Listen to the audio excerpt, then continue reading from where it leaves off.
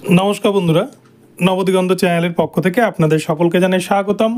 তো বন্ধুরা আজকে গুড মর্নিং জানিয়ে আপনাদের জন্য নতুন যে আপডেটটি এই মুহূর্তে শেয়ার করতে চলেছি সেটি হচ্ছে স্কুল সার্ভিস কমিশনের তরফ থেকে এবারে গ্রুপ সি গ্রুপ ডি এর যে একটা হিউজ ভ্যাকান্সিতে নিয়োগের জন্য যে নোটিশ বেরিয়েছিল, যার গেজেট বেরিয়েছে কিছুদিন আগে, তার যে form fill up online form fill up 16 তারিখ থেকে শুরু হওয়ার কথা ছিল, সেই ফর্ম ফিল আপ নিয়ে এবারে কিন্তু গুরুত্বপূর্ণ নোটিশ জারি করলো West Bengal school service commission. তো কী নোটিশ জারি করেছে এবং কবে থেকে কি চালু হচ্ছে, ফর্ম ফিল আপ কী চলছে নাকি বন্ধ রয়েছে, সমস্ত কিছু এই ভিডিওতে শেয়ার করতে চলেছি। আপনারা সম্পূর্ণ ভিডিওটি মনোযোগ সহকারে দেখুন। তবে যারা এখনও চ্যানেলটিকে সাবস্ক্রাইব করেননি আপনারা অবশ্যই চ্যানেলটিকে সাবস্ক্রাইব করে নেবেন এ ধরনের আপডেট সবার আগে সর্বপ্রথমে পাওয়ার জন্য। তো চলুন আমরা মূল পর্বে ফিরে যাই, বিস্তারিত সম্পর্কে জেনে নিই।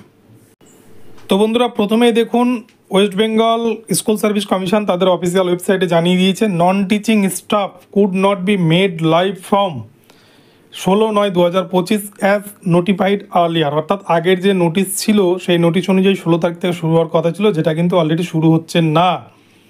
The detailed advertisement and the online application facility will be notified activated সুন।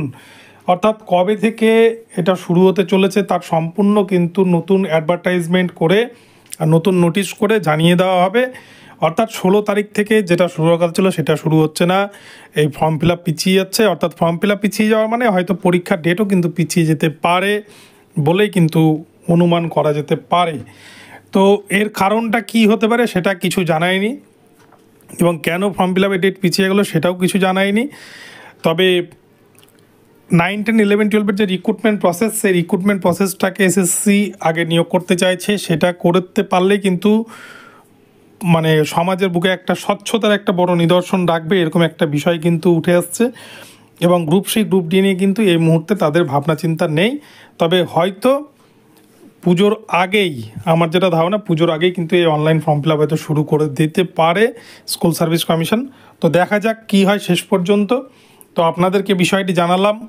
যারা ফর্ম ফিল আপ করতে পারছেন না বলে দুশ্চিন্তা করছেন, দুশ্চিন্তার কোনো কারণ নেই। বোর্ড থেকে কিন্তু বন্ধ করে রেখেছে এবং নতুন পোর্টাল যখন দেবে পোর্টালে কিন্তু সেটাকে অ্যাক্টিভেট করে দেওয়া হবে, তখন কিন্তু আপনারা সেখানে অ্যাপ্লাই করতে পারবেন। তো এখন এ পর্যন্ত রইলো। ভিডিওটি ভালো লাগলে চ্যানেলটিকে সাবস্ক্রাইব করে দেবেন। দেখা হচ্ছে পরবর্তী ভিডিওতে। নতুন আপডেট পেলে অবশ্যই আপনাদের জানিয়ে দেবো। ধন্যবাদ সকলকে।